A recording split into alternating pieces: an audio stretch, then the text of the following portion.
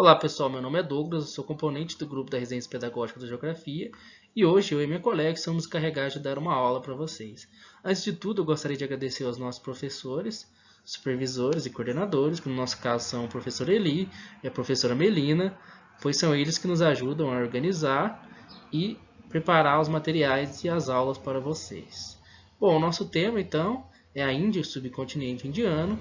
No primeiro momento pode parecer um tema bastante abstrato, né, por se tratar de uma realidade um pouco diferente da nossa, porém o nosso objetivo é um pouco simples até, que é trazer essa discussão sobre a Índia e os conflitos no subcontinente indiano de uma forma que fique compreensível, sem adentrar em muitos aspectos muito específicos. Esperamos que nós consigamos alcançar isso, então nos acompanhe nessa aula e vamos lá!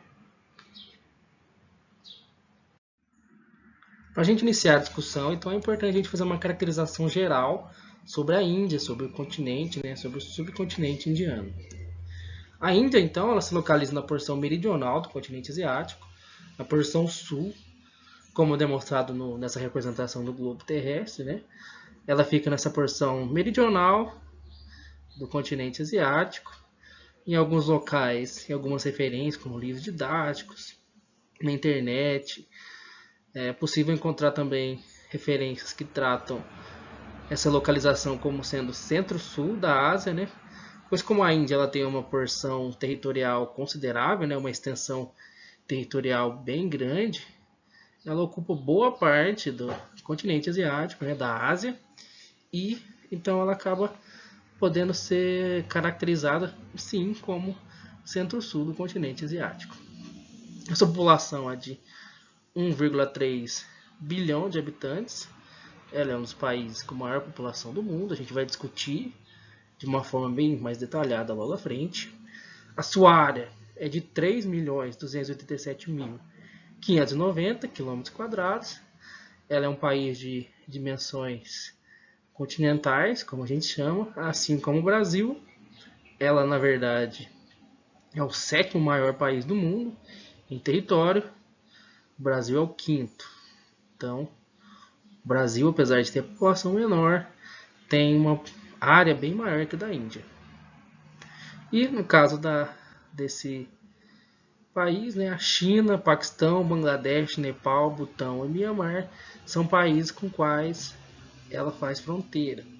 A gente tem também as fronteiras marítimas, que no caso da Índia vão ser o Mar Arábico e o Golfo de Bengala. Aqui está uma representação dessa localidade, demonstrando que esses países que estão em colorido são os países que compõem esse subcontinente indiano. Índia, Paquistão, Nepal, Bangladesh, Butão, Sri Lanka e Maldivas também são considerados como pertencentes a esse subcontinente. A Índia possui elementos naturais bastante característicos, como por exemplo seu relevo, que é composto principalmente pela Cordilheira do Himalaia, pelo Planalto do Deccan e também pela planície Indo-Gangetica. A Cordilheira do Himalaia é a maior cordilheira do mundo, né? Ela é um dobramento moderno, formada há mais de 65 milhões de anos. Ela é fruto da convergência de duas placas continentais, que são a placa eurasiática e a placa indiana. Ela também é resultado desse movimento, que a gente chama de movimento convergente, que são quando duas placas se chocam, né? Elas se movimentam na mesma direção e temos esse choque de placas. O Planalto de Deccan é um planalto de origem pré-cambriana, então ele é bastante antigo. Ele é importante para a Índia devido a seus recursos minerais, seus recursos metais também, como ferro e manganês, que abastece o país indiano, né? Também temos a planície Indo-Gangetica, que é composta principalmente pelas planícies do rio Indo e a planície do rio Ganges, que é um local interessante porque é onde boa parte da população indiana e também, considerando níveis globais, uma boa parte da população mundial vive nessa planície. É um local extremamente povoado. Aqui temos uma representação de como se deu a formação da Cordilheira do Himalaia. Como eu comentei, houve esse movimento de convergência de placas, originando esse tipo de relevo. Em relação à hidrografia, boa parte dos rios, né, os rios mais importantes, também estão relacionados com a questão do relevo. Por exemplo, o rio Ganges e o rio Brahmaputra, que ambos nascem no relevo do Himalaia, na cordilheira do Himalaia. Aqui a gente vai ter a representação dos dois. O Ganges nasce a oeste do Himalaia e o Brahmaputra a leste. O Brahmaputra ele vai desembocar no rio Ganges e ambos vão desaguar na Baía de Bengala. O rio Ganges ele é muito importante, tanto pela questão econômica, da agricultura, da urbanização em si, da Índia, mas também ele tem uma grande importância religiosa, né? É muito conhecido o rio Ganges pela questão religiosa, ele tem uma síntese mística muito importante para o povo indiano. E o rio Brahmaputra ele é muito importante pela economia também, pela questão de movimentação do transporte aquaviário dos produtos agrícolas.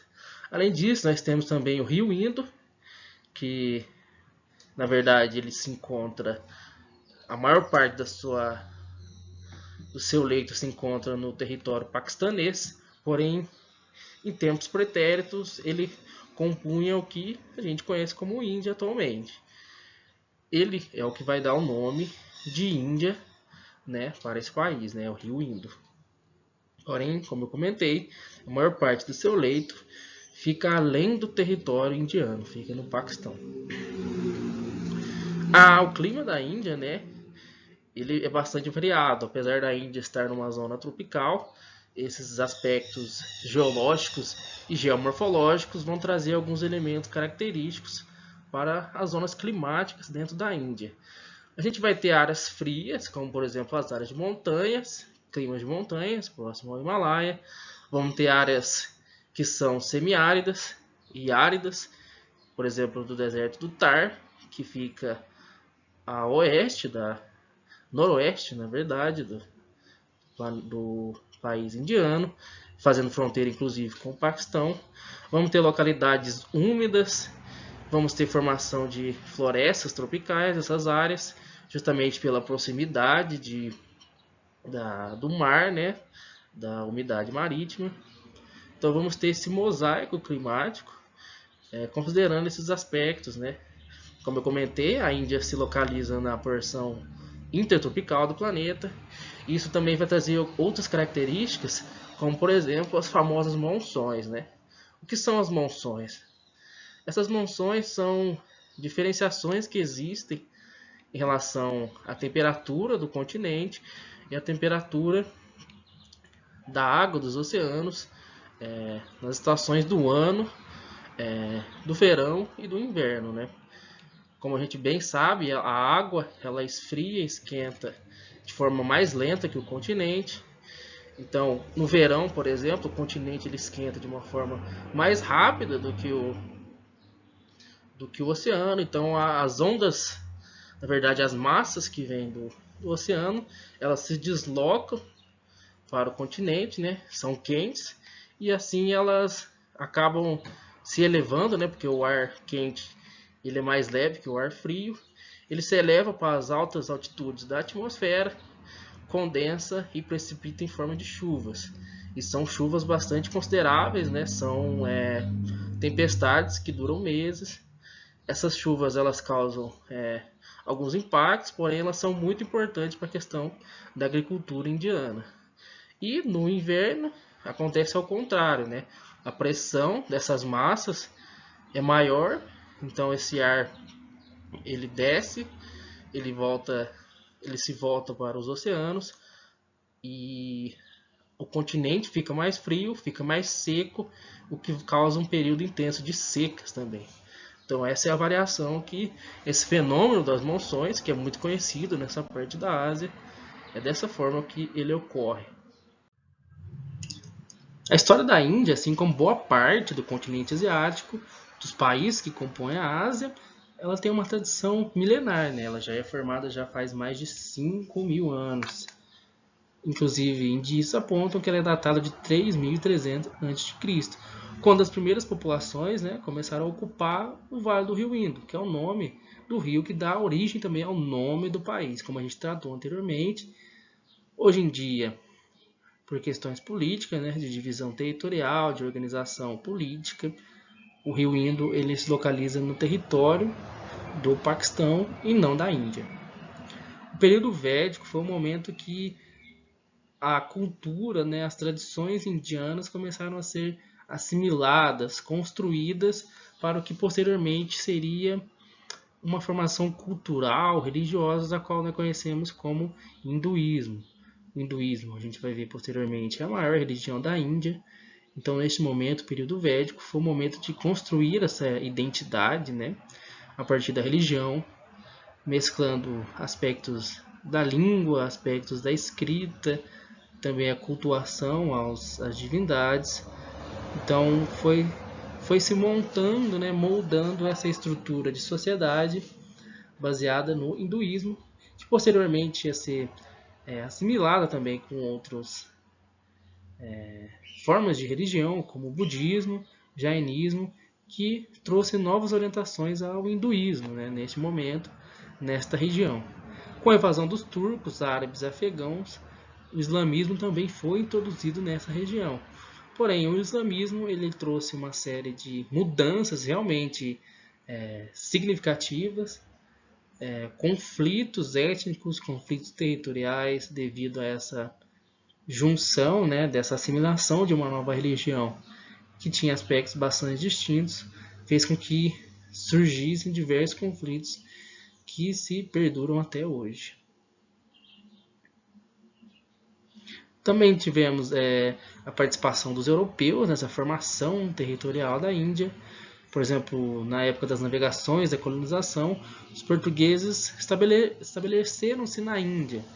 Devido às rotas comerciais, a Índia, como é conhecida pelas especiarias, pelos tecidos, estava participante ativo neste momento. Porém, eles não foram colonizadores como eles foram aqui no Brasil. Eles tiveram suas passagens por fins comerciais, porém não tiveram atuação de colonizador. Por outro lado, no século XIX, a Índia foi colonizada sim pelos britânicos, pelos ingleses, a partir da Companhia Inglesa das Índias Orientais, o qual fez com que fosse possível eles se estabelecerem no país, dominar o território, dominar a população e estabelecer o que foi conhecido como a Índia Britânica, né? A Índia governada pelos britânicos a partir da Companhia Inglesa das Índias Orientais. Aqui nós temos essa divisão política, né? Essa divisão territorial da dominação inglesa da Índia Britânica, do mapa, né, da Índia.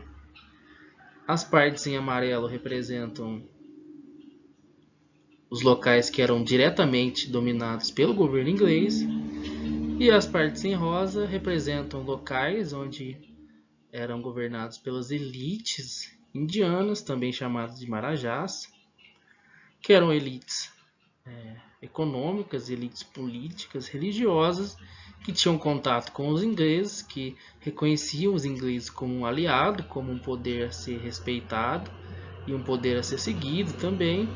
Então essa dominação ela ocorria de uma forma indireta dos ingleses a partir das elites que compunham as classes, né, as castas do povo indiano.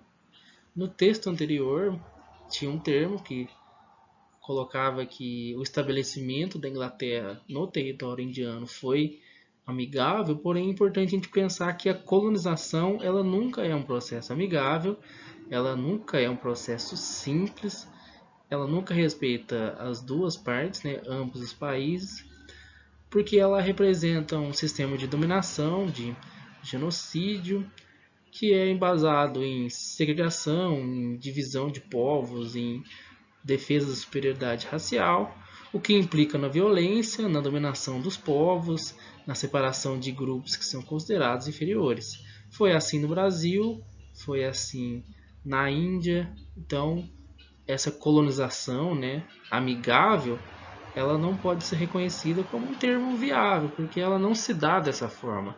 A Índia ela foi dominada por meios políticos, administrativos, por meios violentos, teve repressões políticas.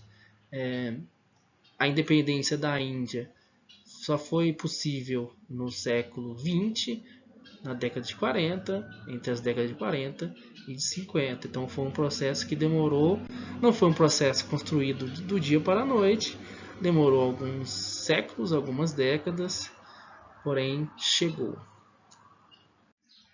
Um dos aspectos mais importantes para analisar a realidade do país é a sua economia. No caso da Índia não é diferente. Seu IDH é de 0,624. Lembrando que o IDH ele é um índice que varia de 0 a 1. Então esse índice da Índia ele está num nível que podemos considerar como mediano, né? Atualmente ela é a sexta maior economia do mundo, com 2,7 trilhões de dólares, né, no seu PIB. Ela é uma das economias mais dinâmicas da atualidade.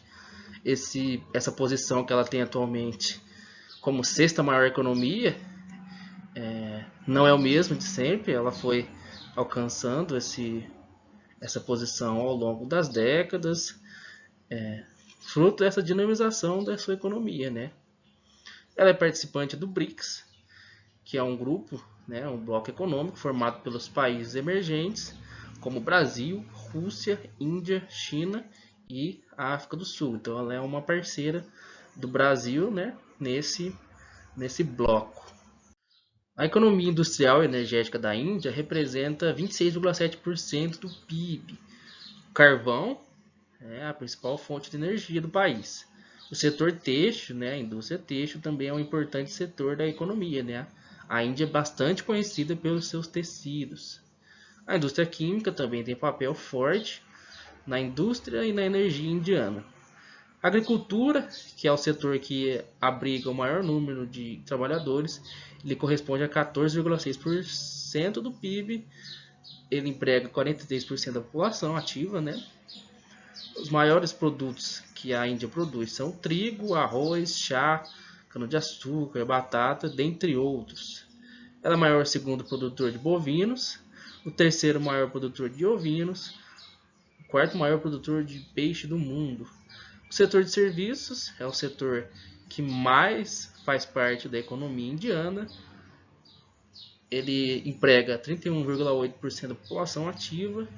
A Índia se desenvolveu muito na área de tecnologia, principalmente do setor computacional, da tecnologia da informação, de TI, né, que é a tecnologia da informação.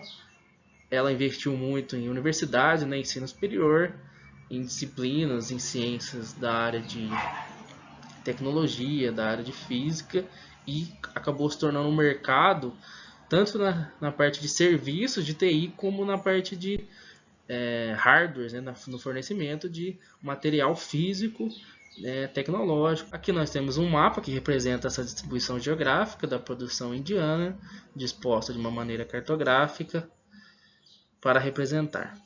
Então nós temos, por exemplo, os grandes centros urbanos, como a capital, Nova Delhi, temos Mumbai, Bangalore. Bangalore é a região onde fica as indústrias, né, de alta tecnologia, as áreas industriais, por exemplo. Temos locais onde ocorre a extração do carvão mineral, principal fonte de energia do país. Temos também, como eu comentei, aqui um ótimo exemplo da extração de ferro no Planalto do Deccan, né, próximo do Planalto do Deccan. Temos a extração de petróleo em localidades como Mumbai e Ahmedabad. Além, é claro, da questão da agricultura, como por exemplo do arroz, aqui próximo de Calcutá, já na fronteira com Bangladesh.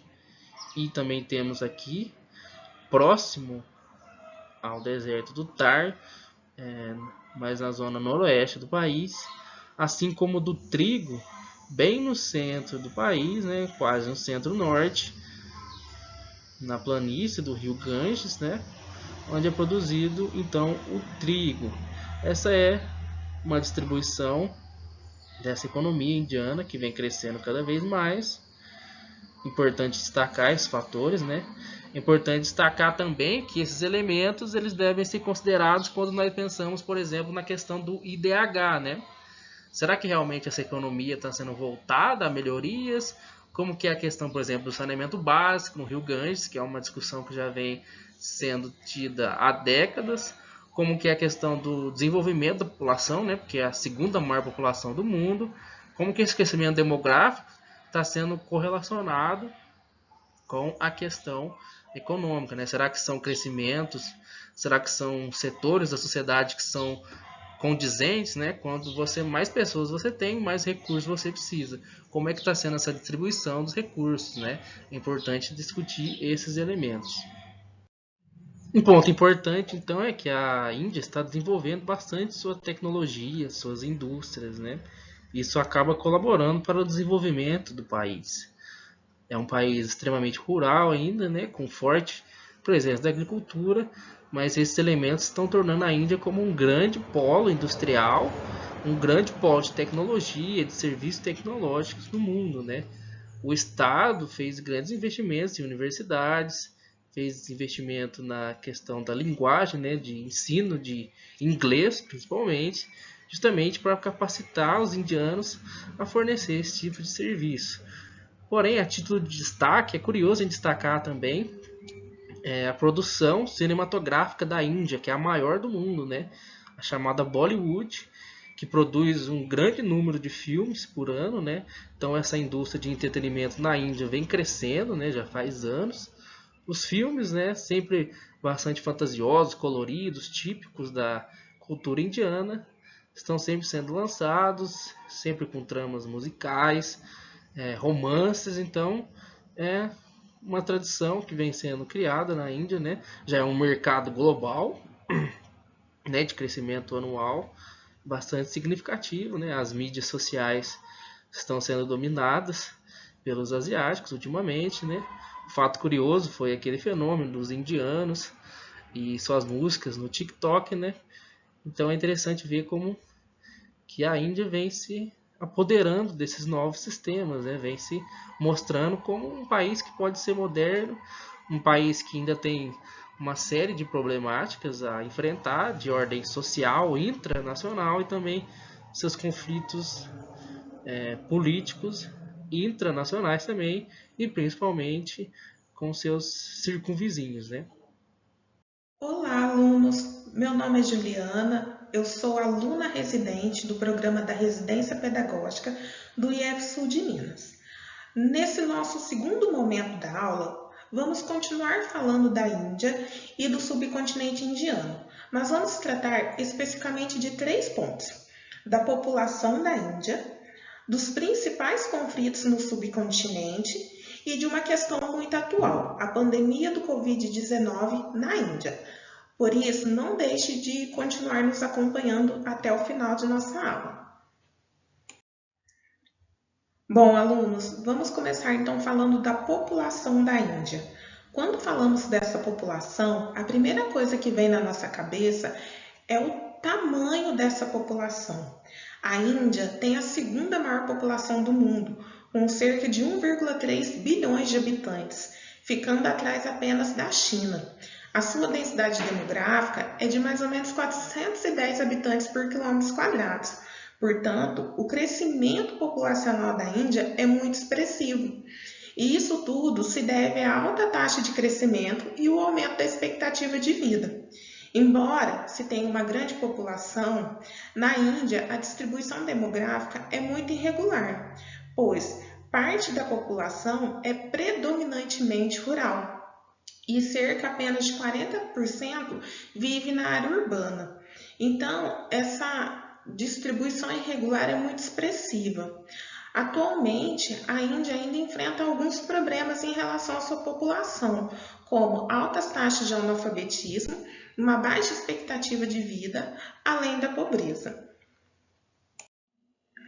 Bom, outra característica marcante da demografia indiana diz respeito à grande diversidade étnica e cultural. A Índia sozinha tem tantos grupos étnicos e culturais que ela só perde para o continente africano. Portanto, a Índia é um grande mosaico de línguas, dialetos, religiões e costumes que caracterizam todo o país. Em relação à pluralidade cultural, podemos destacar 3 grupos principais. Cerca de 71% é composto pelos hindus, 26% pelos drávidas e 3% pelos mongóis. Como resultado dessa miscigenação, a Índia apresenta uma grande diversidade de idiomas.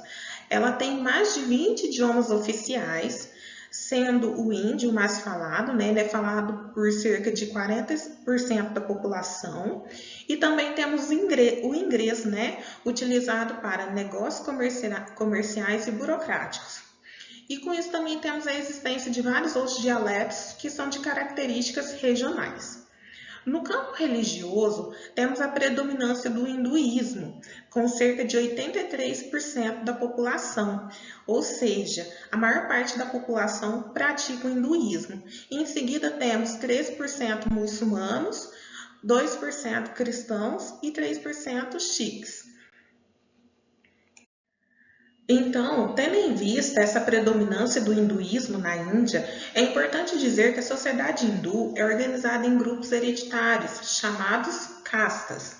As pessoas que pertencem à mesma casta se definem de acordo com a posição social, formando uma sociedade estratificada, em que o destino de um indivíduo é traçado desde seus primeiros dias de vida. As castas mais importantes são os brahmanes, né, que são os sacerdotes, que representam a classe mais elevada da sociedade e se consideram nascidos da cabeça do deus Brahma, os kshatriyas, que são os guerreiros com poder político, os vaixas, que são os comerciantes, camponeses e artesãos, os sudras, que são os servos, e os párias, que eram os marginalizados da sociedade. Os párias, ou os dalits, são aqueles que não pertencem a nenhuma casta. São considerados intocáveis, né? São as pessoas que realizam os mais degradantes serviços na sociedade hindu.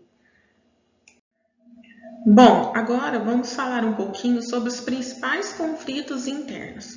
Como vimos, a Índia apresenta uma grande diversidade étnica, cultural, linguística e religiosa.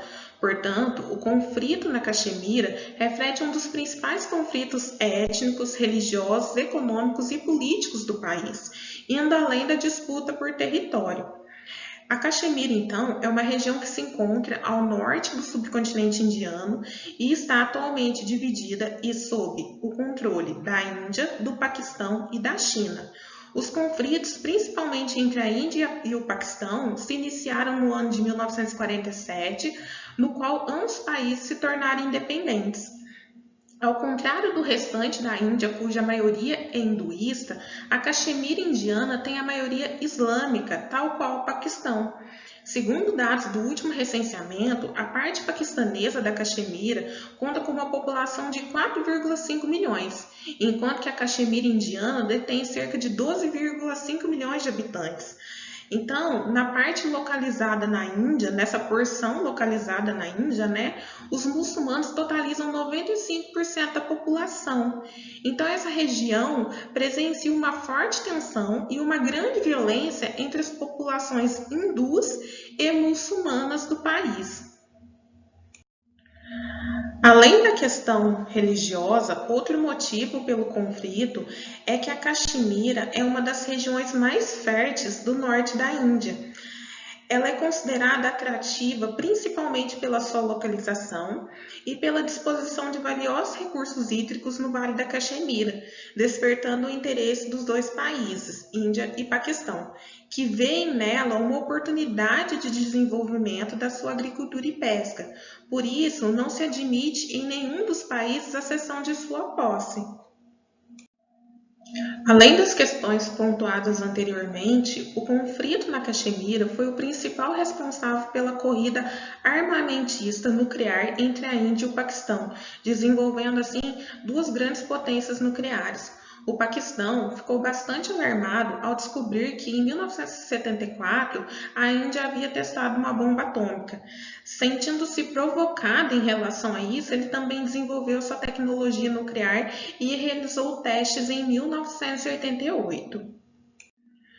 Assim, as intensas ameaças pela disputa entre a região da Caxemira intensificaram essa corrida armamentista, paquistanesa e indiana, como já foi dito, e a intensa militarização das fronteiras desses dois países.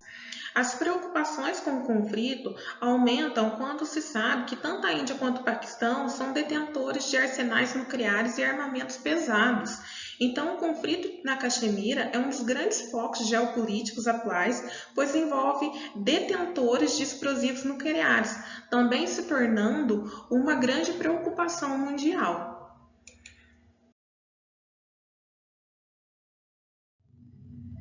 Agora, encaminhando para o encerramento dessa nossa aula, não poderíamos deixar de comentar neste último tópico a pandemia do Covid-19 na Índia. A Índia teve seus primeiros casos de coronavírus confirmados pelas autoridades de saúde no dia 30 de janeiro de 2020. Segundo dados recentes, ela está totalizando um número de 9,7 milhões de casos confirmados e cerca de 141 mil mortes. Tentando conter o avanço desse vírus, a Índia adotou um dos maiores lockdowns, com mais ou menos 2 meses de estrito isolamento. Eu trouxe uma reportagem do G1 que diz o seguinte: com o lockdown insustentável, Índia reabre em meio à disparada de casos e temores de bomba-relógio.